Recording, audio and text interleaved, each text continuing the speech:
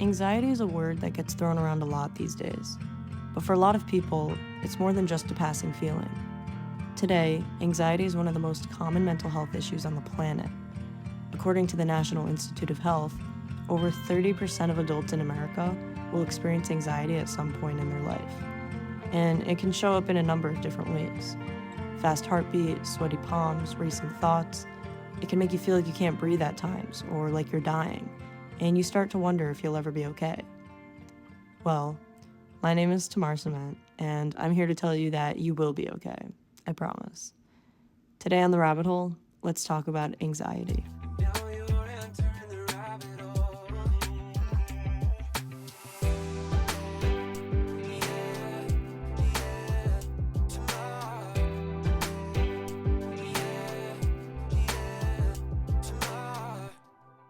So, today's episode is going to be a little different than normal because, lucky for you, I've dealt with anxiety for quite some time.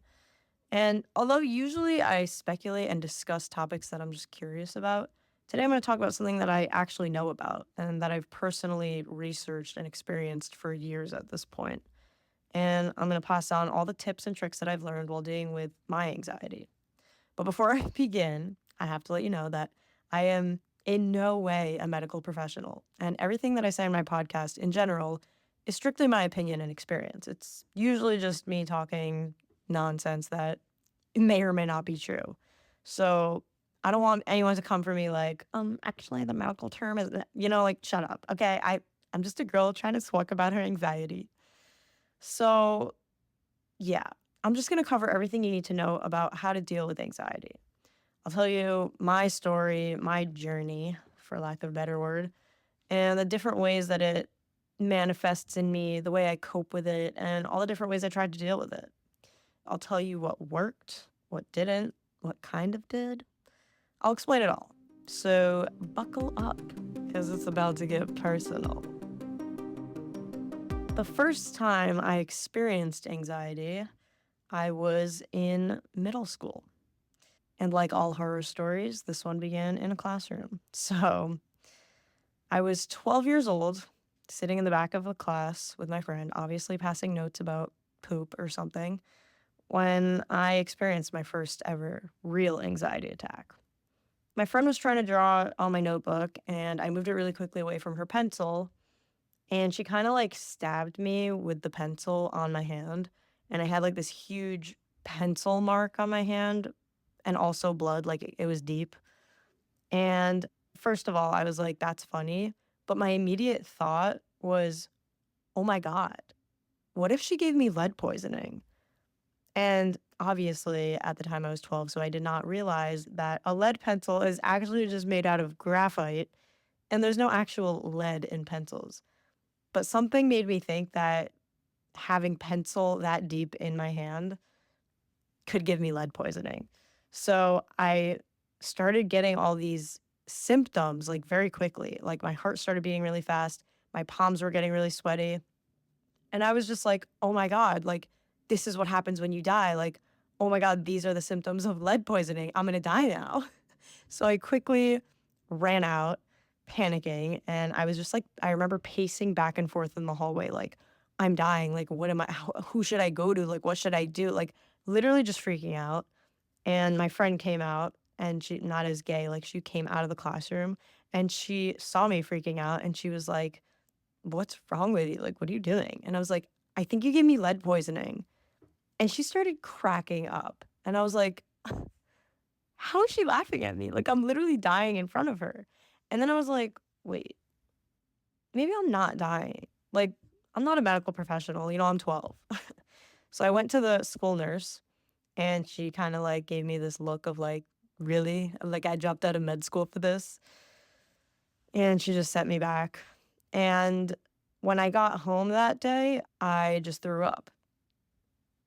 And that was the first time I experienced like actual anxiety and like nervousness like that, like symptomatic and legit believing my beliefs that are irrational.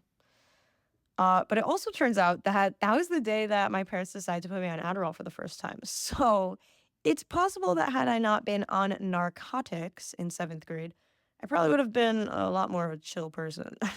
So I do partially blame drugs for the reason my anxiety was like unlocked, but either way, that was my first experience with anxiety.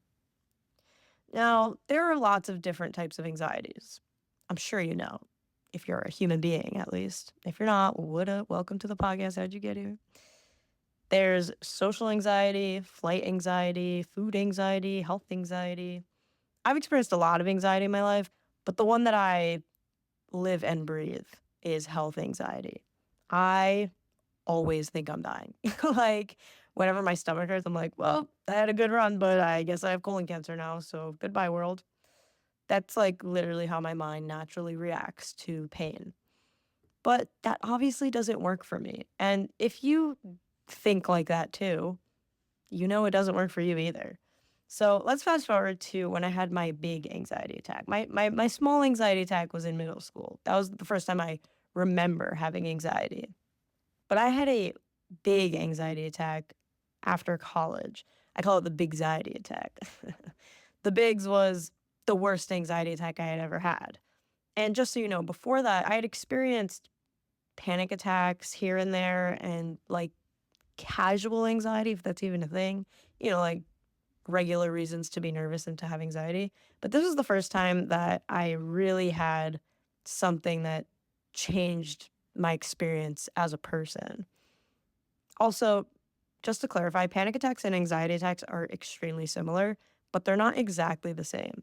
Panic attacks are, for me at least, always the same in terms of symptoms. Like every time I get a panic attack, I know it's a panic attack. It never shows up differently. Like I don't know if you guys get panic attacks, but like your heart beats really fast, your heart hurts, you feel like you're getting a heart attack even though you've never had one before and you don't know what it actually feels like. And you get sweaty and nervous and whatever. Anxiety attacks for me always show up different. Like I think I've had maybe 30 different types of anxiety attacks. And every time I'm like, oh, this can't be anxiety because it's something I've never experienced before. It must be blank. It must be a stroke, God forbid, or an aneurysm, God forbid. That's like where my brain would go because anxiety is really scary when you have symptoms that are like something you've never seen before. So I didn't know that I was having anxiety attacks every time I was having one. And what happened was I hadn't really had anything. I had, like I said, panic attacks here and there, some anxiety, but then I had a big anxiety attack. And that was in 2020. You know the year, you know and love it. It was the year I graduated college and also the year the world ended. So everyone was going crazy, talking about the pandemic while being forced to stay home all day. Everyone was suffering loss, whether it was loss of life, loss of experience, loss of jobs, etc. And there was so much shared anxiety in the world at that point. And to make matters worse, we all had nowhere else to go but the internet. So obviously, mental health just completely fell apart across the globe. And at the same time, in 2020, when the world was ending, I was also going through a breakup. And at the time, it was obviously a devastating breakup for me, but I think the pandemic really amplified my experience and made it a lot harder to get through. Like literally, oh my God, I was that Tumblr girl, like talking about her breakup in like poetry. But anyways, I'm laughing about it now. But it was a hard breakup at the time. And the whole thing happening at the same time as the pandemic and graduating college without a graduation and entering the workforce, except nobody's hiring because the world is shut down. So freaking out about what I'm going to do and being on my phone 24/7, it just felt like I was being completely suffocated by the world. And I reached a breaking point. I remember I was sitting at the table with my family for dinner. It was actually a holiday. It was Passover, and so we don't use our phones or any electronics because we're Orthodox Jews. But I remember the week leading up to that meal, I felt like something was very wrong. I couldn't put my finger on it, but I didn't feel like I was existing the way that I was used to, if that makes sense. I like constantly had tunnel vision. It just felt like someone like kind of drugged me, but I wasn't like freaking out about it. I was just trying to figure out like what exactly it was. But I couldn't stop being high, even though I wasn't high. That's just what it felt like. I don't know how else to describe it. And I hope this makes sense to people, but I didn't realize it until later, but that was the first time I experienced derealization, which is terrifying. Like, oh my God, do you even, what kind of word is it? Derealization that you unrealize something? What the hell? So, anyways, I would not wish this feeling on anyone. It is so scary. And I was legit sobbing at the table because it got to me. And I was like, why am I feeling like this? Am I dying? Like, what's wrong with me? Just to put it in perspective, according to the Mayo Clinic, and contrary to popular belief, they do not make mayonnaise. They're like a legit medical thing. Derealization disorder is when you sense that things around you are not real. They say that these feelings are disturbing and you could feel like you're living in a dream. And that's what I felt. So for a whole week, I'd been telling my family, like, yo, something's off. I feel like I'm high all the time and I haven't done any drugs. And like, am I dying? And my family would be like, oh, wow, this breakup is really getting to you. You have to get out of your own head and move on. But for me, I was like, I'm not doing this on purpose. I am not consciously putting myself in a state of mind that doesn't allow me to feel real. Like it's happening by itself. And I couldn't make it go away. I literally remember looking in the mirror and saying, stop feeling like this. It's not real. It's just anxiety. But it wouldn't go away. And I was like literally having tunnel vision all the time. And this feeling of like literally like I'm in a daze lasted a week before I broke down and started sobbing at the dinner table. It was really bad. My mom drove me to the ER because I literally was like, I'm dying. Like I'm just having a slow death that is confusing. That's what I felt. And it was the pandemic, so going to the hospital was not the call.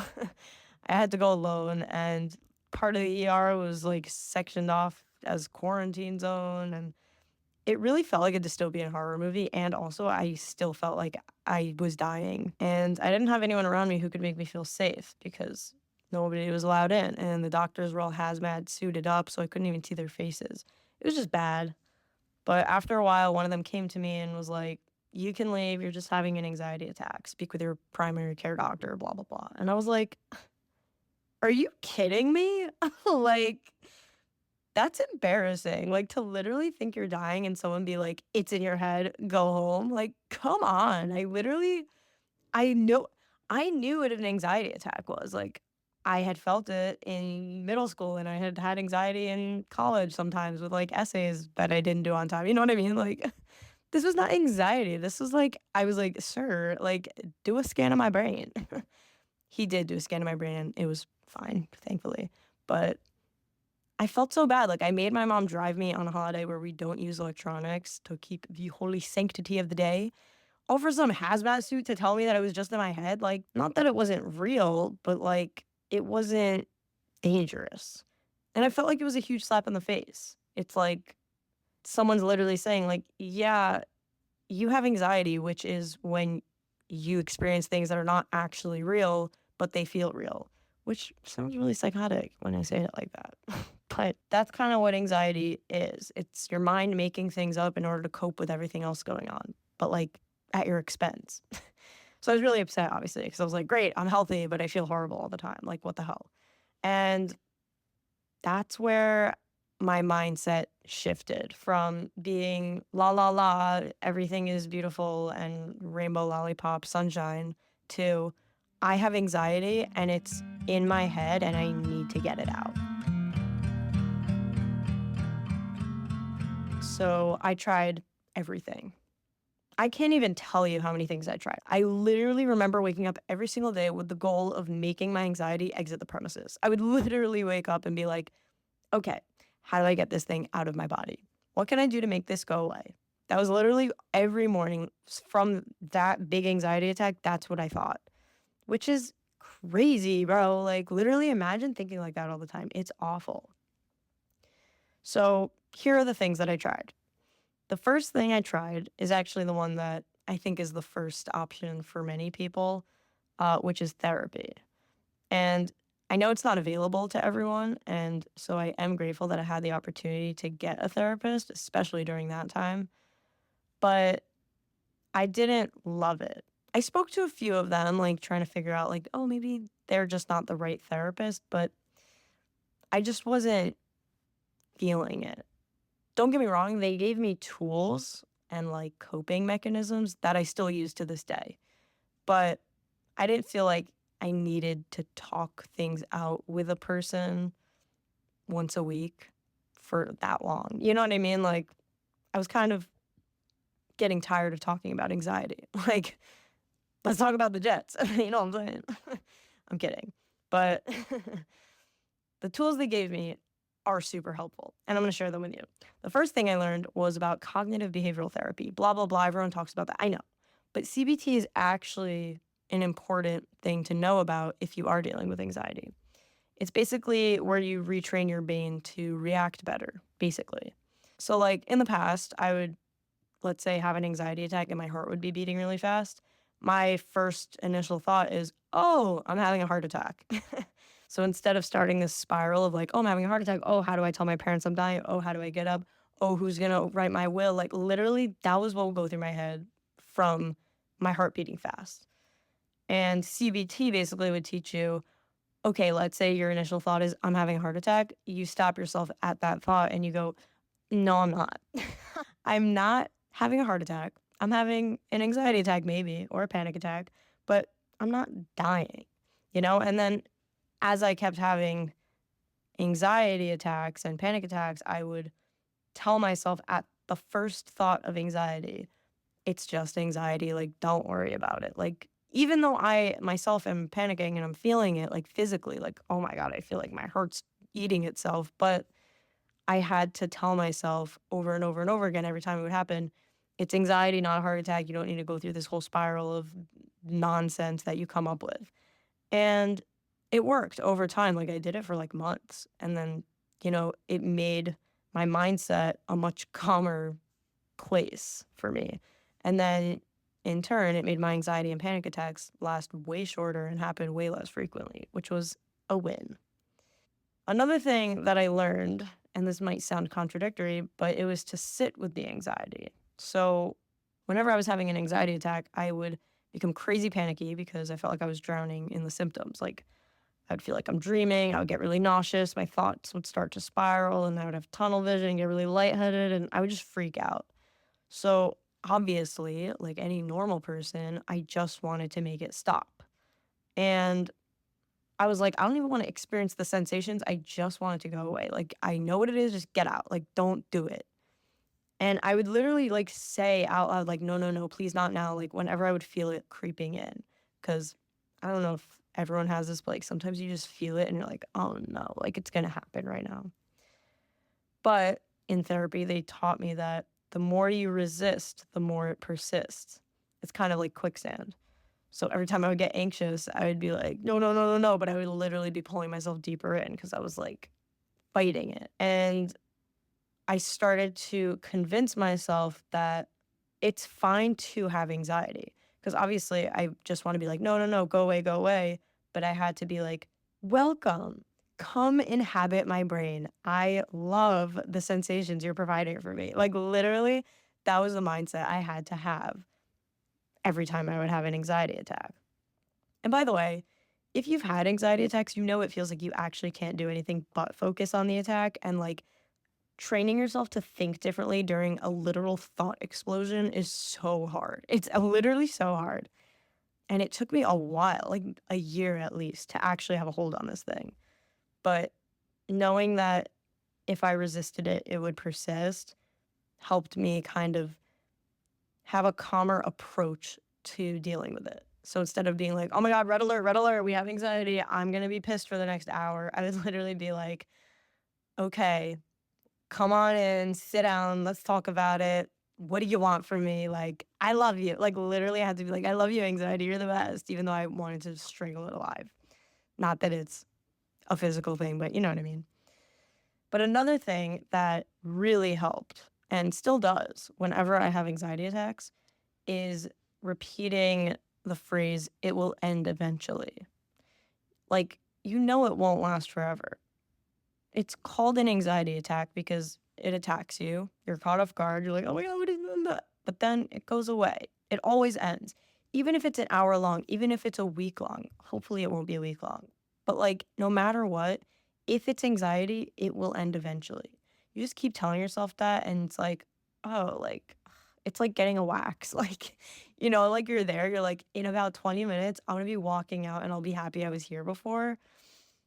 But right now, I don't want to be here and I want to pretend like it's not happening. You know what I mean? Although I don't think a lot of people are happy that they have anxiety like afterwards. But, more on that later. It's a growth thing. But what would help me with that phrase of it will end eventually is that I would imagine myself after the anxiety attack being like, wow, I was really dumb for being scared about that. Like, you know what I mean? That was stupid. So that helps. Another thing that helped me, and this is probably specifically for health anxiety also, is I would tell myself, dying doesn't take this long. I'd have an anxiety attack for 30 minutes and I would just be like really panicky, like, oh my God, what's wrong with me? Oh my God, oh my God. And then all of a sudden I'd be like, it's been 30 minutes. Like, there's no way I'm dying. You know how they're like, oh, if she had come to the hospital 4 seconds sooner, she would have lived. Like, it was 30 minutes in and it was the same thing over and over again. You know what I mean? Like, if I was dying from this feeling, I feel like I would have already died. you know? Again, I'm not a medical professional, but this helped me get through a lot of anxiety attacks. So, just to cover, therapy gave me good groundwork for dealing with anxiety, but it didn't really solve my problem. Because, like, even though I was training myself to think more calmly, I was still anxious. Like, I was still having anxiety attacks. You know how therapists have these questionnaires for mental health issues and they ask you, like, so do you have anxiety? Yes, no, yes. How often does the anxiety affect your life? And you could choose like once a month, once a week. And then it's like every day, AKA, it disrupts my life. And that was me. I was like always thinking about how miserable I was. And so even with the tools from the therapists, I still needed more. So then I started journaling. And I know journaling is like the most classic, like, if you journal, you're the healthiest person in the world because you can write your feelings down.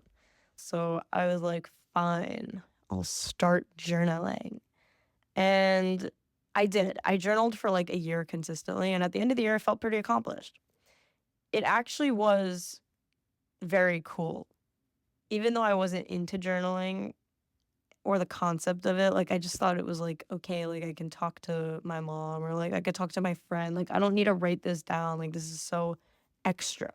But it was really cool to see the difference between, like, the different versions of me. Like, at the beginning of the year, I felt more anxious than I did at the end of the year, and I kind of had, like, this progress log where I could go on it and be like, "Oh, I was really down bad. And like I am doing a lot better. Like you can see your progression on paper in real time and you're like, whoa, like that's actually really cool. Because it's a lot of times it's hard to see progress, especially if it's like literally something in your brain. Like, you know what I mean? Or like your mood. Like how do you clock that? That's so complicated. And then journaling, I guess, is the answer because you literally have the proof of progress in hard writing. Like, I look back at my journal entries from a few years ago and I'm like, wow. Like, I feel stronger knowing that it's possible to get out of those places. But again, it's kind of like working out. Like, in the moment when you're writing, it doesn't feel like it's helping you. But over time, you're like, ew, that's why I did that. So it did feel nice and I did feel accomplished after the year of journaling, um, because taking thoughts out of my head and laying them to rest in paper was like really therapeutic in the end. But it didn't completely stop my anxiety attacks. It definitely was helping me log them and I was keeping track of where my head was at basically for a whole year. But I was still having them often enough that it was bothering me. And so I went to the next method, which was meditation. And guys, meditation is so hard, especially if your mind is like always busy. It's just like difficult to master. It's literally like a skill. And I never mastered it, to be honest. I honestly didn't really give it so much of a chance because I would do it for 5 to 10 minutes a day. And I read somewhere that a type of meditation is you pick a word and you focus on that word and your breath at the same time. So it's kind of like if your thoughts start to wander, you have to be like, no, wait, I have to come back to my word, like bunny or whatever. So like you'd be like in your head, you'd be like bunny, bunny, bunny, like with your breath at the same time. And then like maybe I would think like, oh, what's for dinner tonight? And then I'd have to be like, oh wait, shoot, I have to focus on that word. Okay, bunny, bunny. And then it was just like it's basically like CBT. You're training your mind to be more calm and not just jump to every thought you have. And also not to give credence to every thought you have. It grounds you and it makes your mind focus on one thing and nothing else. It's kind of like building a brain muscle if you think about it. So I did that and I felt calm right after I did it, but I again was frustrated because like with working out, you don't really see results until a few months in. So long story short, meditation didn't work for me because I was lazy. But it's kind of like the same thing that happened with journaling, where I mean, I actually did journaling for a year, but the reason I didn't like journaling was because it didn't have that immediate relief, which obviously is not how anything works in this world. Or so I thought, because then I discovered the method of dealing with anxiety that changed my life. More on that after the break. Stop the Loop is my mental health awareness brand. We sell the comfiest hoodies and sweatpants known to mankind and the cutest stress carrot you'll ever play with in your whole life. And we got cute stickers, and we have this really cool thing called the Loop Letter, which is where you get a handwritten letter tailored just for you because everyone deserves connection, and it doesn't just have to be digitally. Online is overrated, and handwritten is back in. You heard it here first. You can use the code Rabbit Hole and get 10% off your next order. So go do that because it's good for you, it's fun, and it's really comfy. I'm not even joking. So go check that out and, support a small business.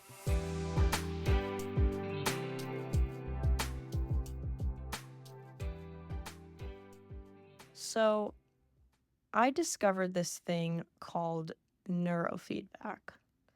And if you've never heard of neurofeedback, you're about to get a 101 on this insanely useful method of treatment. Oh my God, you guys aren't even ready for this. Neurofeedback was by far the most effective method of helping me with my anxiety. I said before that meditation was frustrating for me because I was lazy and I didn't want to sit in silence and manually train my brain to do at-home CBT, basically. So neurofeedback was basically automatic meditation. That's how I describe it. As in, it does the work for you and you don't have to do anything. And this is not an ad, and I'm not being sponsored by any neurofeedback company or anything. But I just literally saw results like I've never seen before in my life. So here's how it works. Oh my God, it's so cool. I love neurofeedback. Okay. You basically, and this is the one I went to, I'm sure other places do it differently, but the one I went to, they basically sit you in front of a TV screen and you watch a show or a movie. And they attach all these like weird wires to your head to pick up your brainwaves. What happens is whenever your brainwaves behave unnaturally and like fire off anxiety in your brain when it shouldn't, the movie or show that you're watching becomes distorted in some way. The sound will go out or like the image will shrink, so it's harder to watch it. But when your brain stops firing off those bad signals, it goes back to normal. So they essentially have created a subconscious reward system for your brain. The reason you watch a movie or something is because when you're supposed to be focused on something, you shouldn't have brainwaves telling you other things or having like random shocks of anxiety. So when you're focused, they can easily find the thinking patterns that are not good and subconsciously train them for you. It's basically training, the same thing as meditation, except the brainwaves are responding to what you're viewing, which is like the distortion on the thing. It's like literally a punishment. Like, oh, your brain is thinking anxiety thoughts. Okay, well, you can't watch TV now. And then you're like, what the heck? Like, what the heck? Like, stop. And then subconsciously, whatever, it stops. And then your TV works again and you're like, oh, okay, good. And then your brain slowly starts learning, like, oh, I'll get punished if I do that. It actually sounds insane, but it's non-invasive. It's very cool. It's literally the coolest thing in the world. I don't know if this is making sense. Like, if this is complicated, please let me know at rabbitholevibes@gmail.com, because I feel like I'm explaining it well, but I feel like maybe you might be like confused. Also, I'm not a doctor, so like, again, take everything I say with a grain of salt. But if it sounds too complicated, like, please let me know, because you don't even know. It literally changed my life. I felt amazing. After 4 sessions, you have to do like a couple of sessions. I literally felt the most calm I had ever felt in my life. Like, I felt like everything was okay. And not to sound crazy, but it felt like the inside of my head was quiet, which I didn't have since I had that big anxiety attack, which had, at this point, I think it had been like a year and a half, maybe 2. And I was really grateful. Like, I was so grateful that I found something that made all the noise just go away and all the fear. I didn't feel fear like constantly. I wasn't always on alert. I felt just like, hey, what's up? You know, like the type of person you want to be all the time when you know the other person you're being is neurotic and anxious. So you might be asking, like, oh, is this the end of your anxiety story because you found neurofeedback and you've been amazing ever since? Wrong. All good things must come to an end, because I moved. I was in Florida. I was at home during the pandemic, and I moved to New York because I was like, hey, I'm doing great and I have a job now and I want to live my life outside of where I grew up. So let's hang out with friends. So I moved to New York, and I could not find any neurofeedback place that took my insurance. I was literally like calling sketchy things, and I was like, please, I'll do anything. Like, do you please take insurance? I beg you, please. And without insurance, neurofeedback is like a ridiculous amount of money. It's 2026 now. I have not checked up on neurofeedback in a while, but I'm sure it's different now with the pricing and everything. But at the time, if you didn't have insurance, you could not use neurofeedback unless you were a Rockefeller. You know what I mean? So I was screwed, and it was really hard to reconcile with. So I had to try something else. Although, to be honest, the effects from neurofeedback actually lasted a couple of months after I stopped going, which is pretty good. Like, a couple of months, like, okay. But eventually, the anxious feelings started to creep back in slowly. So at that point, I had tried therapy, journaling, meditation, and neurofeedback. And I felt like I was doing a lot. You know, I really was putting in the work. And some things worked, some things kind of worked, but I knew that I wasn't going to stop. That's the other thing. Big disclaimer about anxiety and any mental health struggle. If you are struggling with your mental health, it does not matter what you do, how much therapy you go to, how much medicine you take. Any amount of effort that you put into it does not matter unless you want to fix it. That is the most important thing, because you can take a horse to the water, but you can't make it drink, right? Something like that. I don't know the exact phrase, but you're the only person who can really change your life. As much as these exterior elements help you, if you don't want it, you're not going to get it. It's like not possible unless you are all in. Like, you have to, you know how you have to like believe in fairies in order to fly in Peter Pan? So like, it's like that. Like, you need to believe in fairies. You also need the pixie dust. The pixie dust is all these like exterior things, but in your heart, you have to want it. Otherwise, it's for naught. Ugh, that's such a weird phrase. Anyways, so I was determined. I would not stop. I was like, okay, I tried these things. They didn't work. I can't use all them, whatever. What's next? And surprisingly, the next thing that I chose was to read. I don't know if you know, but there are so many mental health books out on the market, especially now because it's literally become a trend. But I read every single self-help book on the planet because I thought, okay, I experienced it, went through it, I was doing all of it, but now that it's back, I want to understand it. Like, really understand it on every possible level. I want to research it, I want to read up on it. I literally want to write a dissertation on anxiety because what's that quote that's like, if you know the enemy, you need not fear the result of 100 battles or something. I don't remember who said it or if that's even correct, but it's basically like, I thought if I could know it and understand it, that I could master it. So I read so many books. I would listen to audiobooks every minute of the day. I was like, I'll master the science, I'll tackle the beast. But what happened was way worse. Because I had basically engulfed myself in the topic of anxiety, it literally brought me back to square one where every day I would wake up and feel like my goal was, okay, how am I not going to have anxiety? And so anxiety became my focus, and that was the forefront of my mind. And I started having more anxiety attacks, like literally, because you are what you consume. I always say this on social media, like, if you only follow pages that anger you, you will be an angry person, right?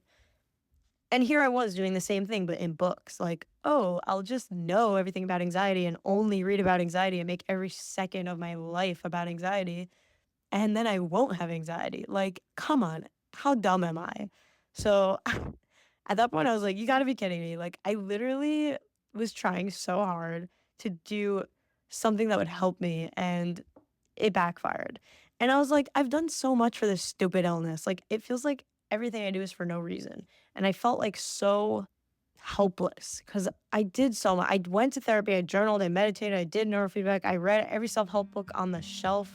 But somehow I was still stuck in this mindset of like, I'm anxious and I'm nervous and I was having anxiety attacks and I was saying no to social events because I didn't want to have an anxiety attack. Like, I was just scared.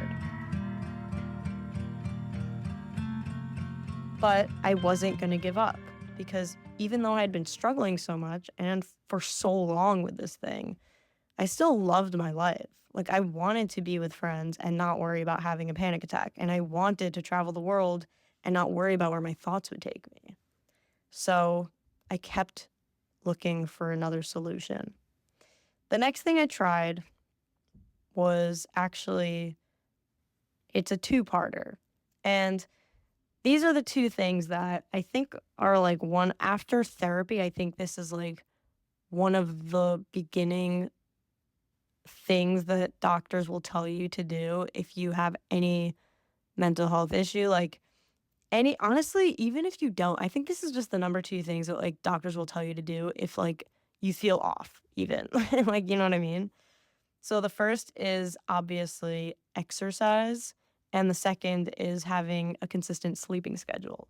Now, everyone's gonna be like, "Oh my god, like obviously, duh, like you had." Okay, you guys, nobody that I know has a consistent sleeping schedule except maybe like my grandfather. I don't know. They watch Jeopardy and then they go out. I don't know anyone who has a normal sleeping schedule. Like, everyone I know is up all the time. Like, that's not an easy thing to just be like, oh, let me just go to sleep. Like, it's hard to go to sleep when you're used to going to sleep at 2 in the morning or 1 in the morning or 12 even. Like, it's hard to be like, oh, I have to go to sleep at 11 or 10 or 9. And on top of that, to wake up at a normal time, like, whoa, okay, now you're asking for a lot. So I worked really, really, really, really, really, really, really hard on trying to get a good sleeping schedule going. I would not use my phone at night, and I was very strict about it, which is surprising because I'm not good at being so disciplined, but I was really strict about it. And I was like, okay, an hour before bed, I'm not going to go on my phone. I am going to wake up early, even if I don't want to. And I'm going to just do it like I have to. Like, it's my job. Like, I have no choice. And so I did. And actually,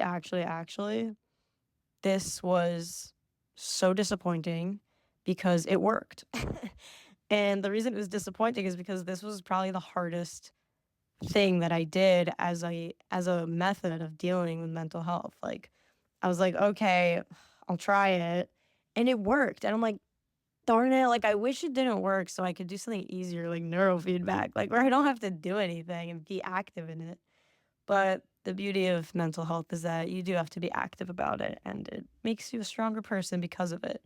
But in the moment, I was like, "Come on. Okay, fine. I'll do a normal sleeping schedule." And I actually read this book. I don't recommend it. It was the worst book I ever read, but it was called The 5 AM Club, and I'm sorry if the author's listening to this. I'm truly sorry. I just hated the writing. It made no sense, and I didn't know that it was gonna be written the way it was. Please don't buy this book, you guys. I'm telling you, it is not worth a read at all. Again, I'm sorry if the author's listening to this. I'm so sorry. Like, literally, I'm so sorry. I did read your book, okay, because I wanted to learn how to wake up earlier. But the way you wrote the book was ridiculous. You know what? This is turning into a hate podcast. I'm sorry. I'm sorry. It was a great book. I don't recommend it though. I don't recommend it at all. Please don't buy it. Anyways, I read that book because I wanted to learn how to wake up extra early so I could go to sleep extra early. You know, the earlier you wake up, the earlier you go to sleep just because you're tired. So I did. I didn't wake up at 5 a.m. because I'm not crazy, but I woke up at like 6:30, 7:30 instead of like 8:30, 9:30, 10:30, 11:30, 12:30. You know what I mean? And it worked. I genuinely felt better. Like I didn't feel like I had brain fog anymore.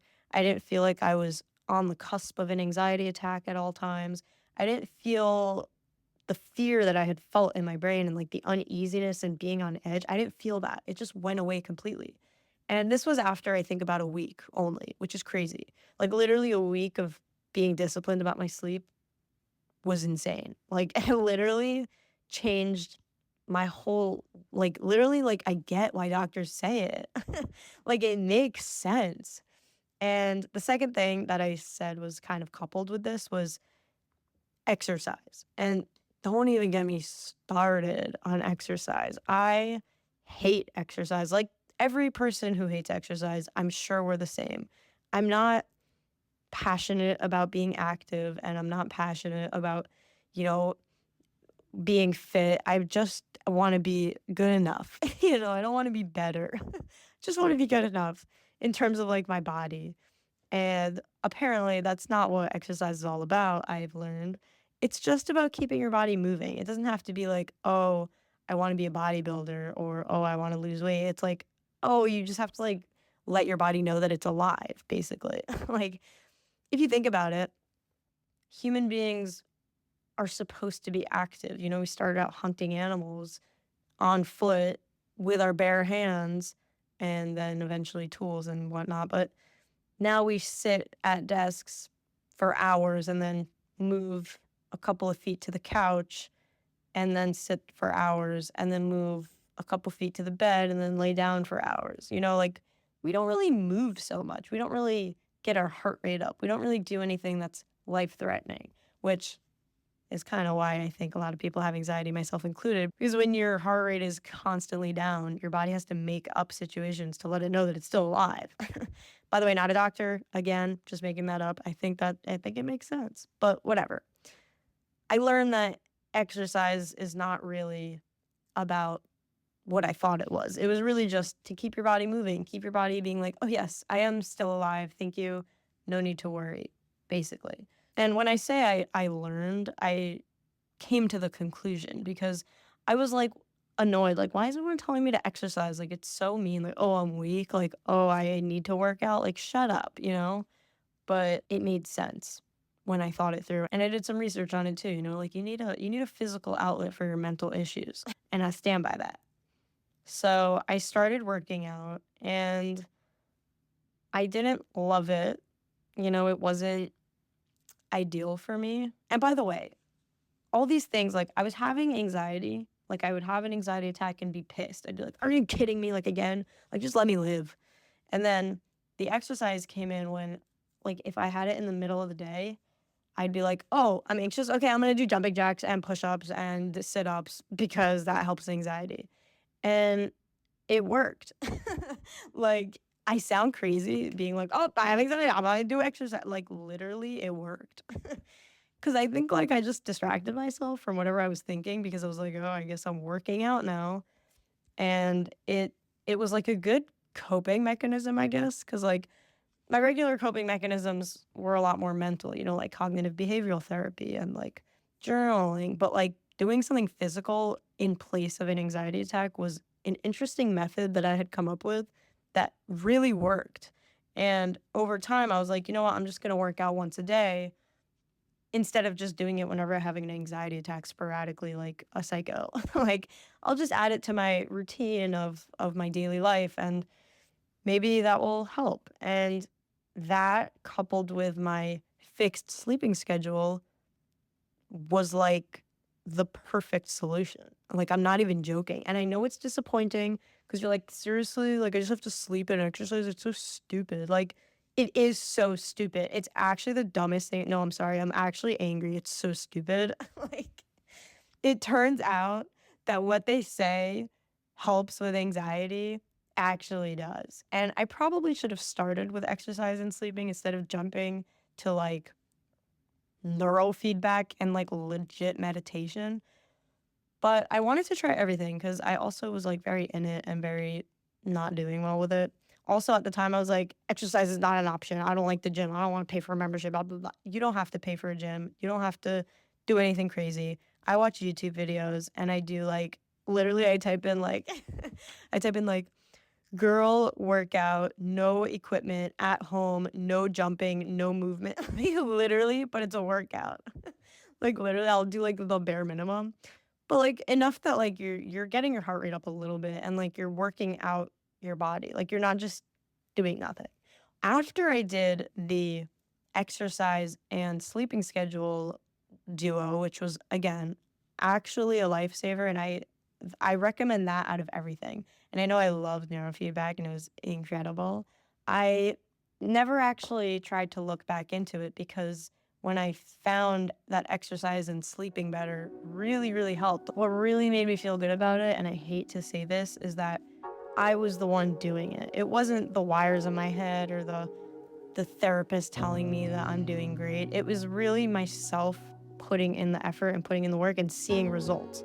That's what really made me feel good because I was like, I'm great. Like, I'm literally the best. Like, I solved my own issue. You may notice I never tried medication, and no hate. I know that medication is amazing for people. Like, some people swear on medication. But for me, I was really on this mission of like, I will do anything but medicine. Like, I wanted to be natural and like homeopathic.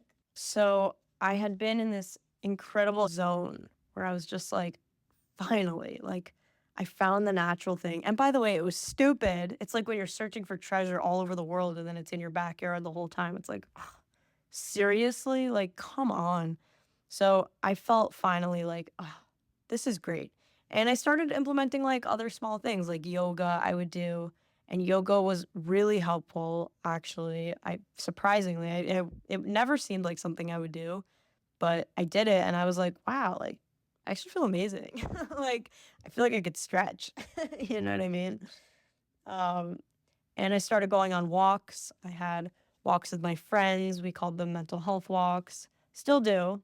I would listen to like binaural beats. I don't know if you guys know what that is. It's like these weird sounds that supposedly help your brainwaves. I don't know. I don't know about it. I would just listen to it because someone told me to. I felt like sometimes it would help.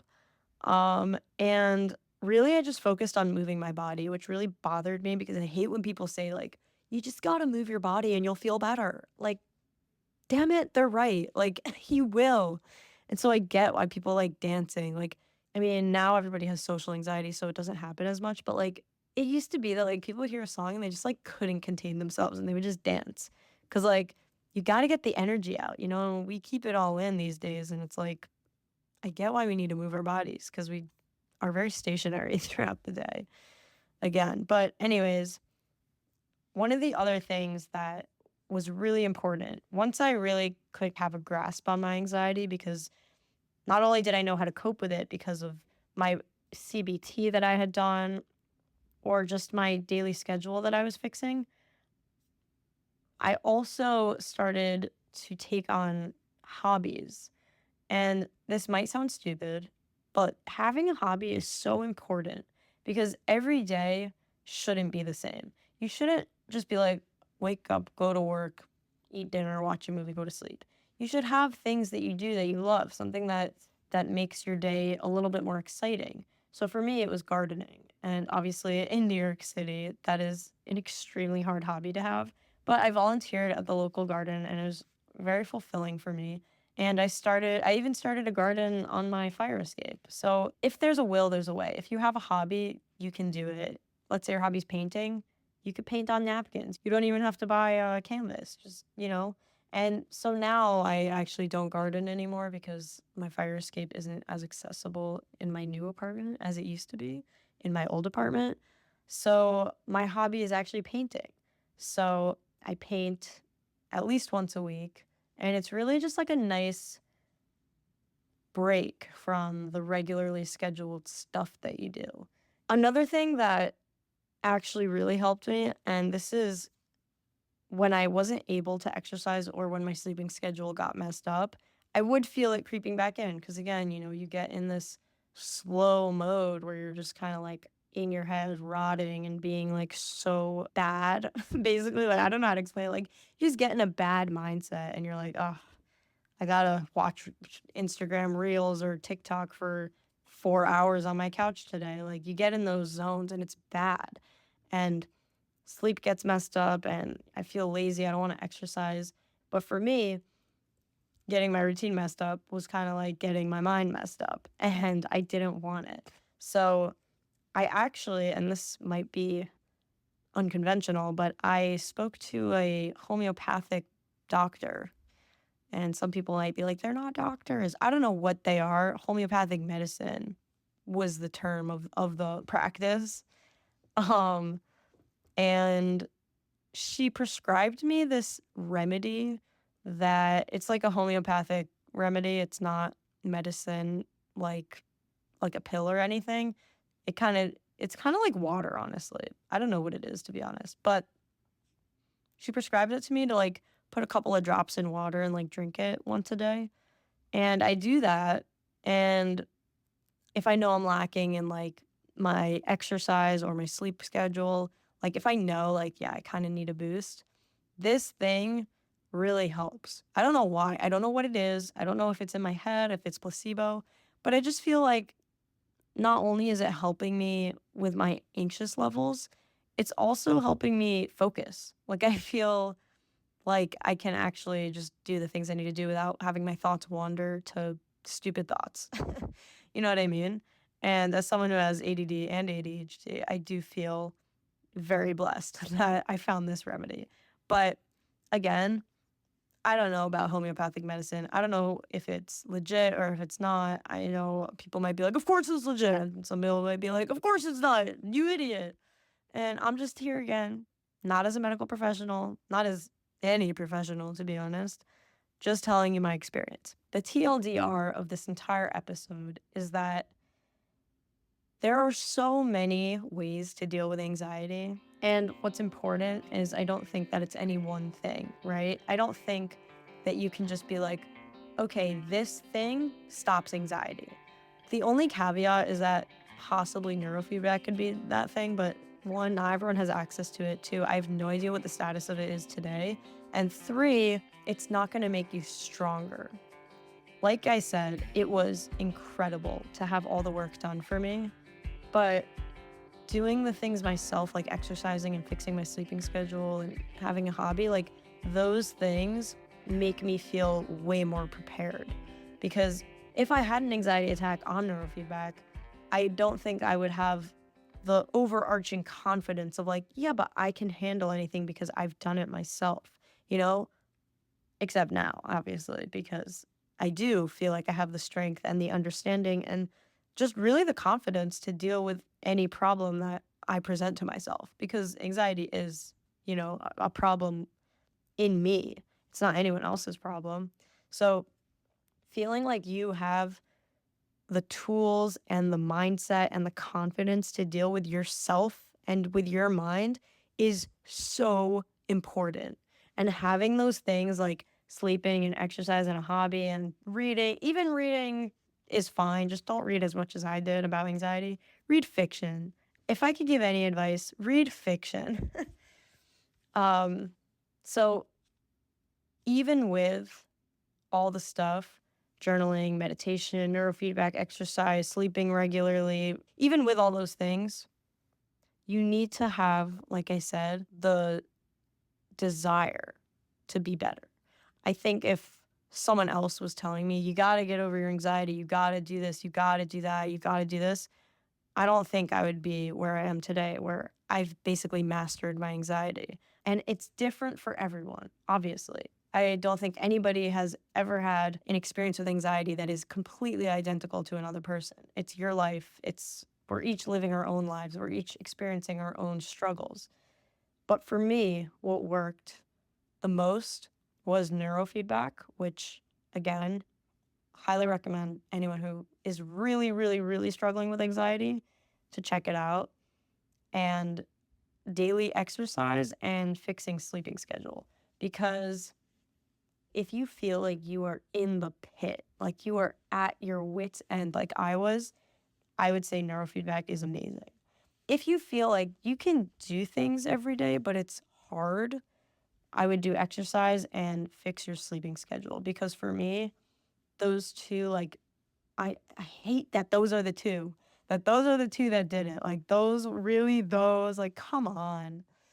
But really, those were the ones that did it. And again, journaling was really great to see my progress through the year. Like, to have a starting point to then look back at every time you feel like maybe I'm not good enough, maybe I'm not growing, to then see like, oh, I really am actually. Like, I have the proof. That's really amazing. And so I don't nix journaling. I think that's really important for that. With meditation, again, if you can do it, amazing. I am so bad at it. Maybe I'll try it again one day, but for me it didn't work so well. Therapy, again, can offer amazing tools, but don't tell anyone. But I literally told you so many tools that they all tell you, and hopefully you can use those if you can't use a therapist. And then in terms of reading, just don't read about anxiety. Like, the more you know, the less happy you will be. Ignorance truly is bliss, and I'm glad I'm basically an expert on anxiety, even though I have no medical degree, no no school degree that has to do with that. But when I switched to reading about fiction and just made up stories that are interesting, I felt a lot happier. So there are so many things, and I didn't cover everything that I've tried. I covered the most important things that I tried. These are the things that had an impact on me, whether it was positive or negative, and I highlighted the things that I truly felt like changed my life while dealing with anxiety. And I just want to let you know that if you struggle with any mental health issues, you are not alone. There are so many people, in fact, too many people, who have mental health struggles. And if you do ever feel alone, do not, okay? Don't. I'm not letting you, okay? You're not allowed to feel alone in this, because you know what? You're not.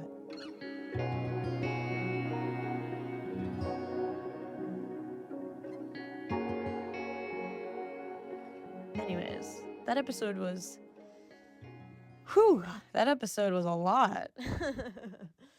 um, I do want to mention just one thing before we end the episode completely. It's that with all the things that I mentioned, like moving your body, reading, and sleeping normally, and having hobbies, one of the most important things to be aware of is that your connection to loved ones, like family and friends, is also one of the most important things that comes up with anxiety and coping with it, because anxiety does make you feel kind of alone, because it's very isolating to be in a mindset like that. But knowing that you have a support system and people who love you no matter what, even if you have weird, crazy thought patterns, knowing that you have someone who will love you no matter what is really important. So don't forget to always have a connection with someone, and to always maintain your connections with people, with your friends, with your family, with all your loved ones, because being alone is a lot scarier than feeling alone. So make sure that you remember to appreciate your loved ones and to reach out to them because they do want to help you. Thank you so much for listening to this episode. It was a mouthful. Like, oh my God, this is like the longest episode, I think, so far. Wow. Sorry, guys. Damn. Damn. I don't know if you know, but I have a mental health awareness brand called Stop the Loop, where you can pick out some nice mental health related products. So go check out stoptheloop.com if you want to see any of that. And I hope that my anxiety story can help you in some way, shape, or form, or at least inspire you to take control of your own life. But again, my anxiety story isn't over, it's just in a really good place. But thank you again for listening, and I hope to see you soon. And I'll catch you on the next episode of The Rabbit Hole.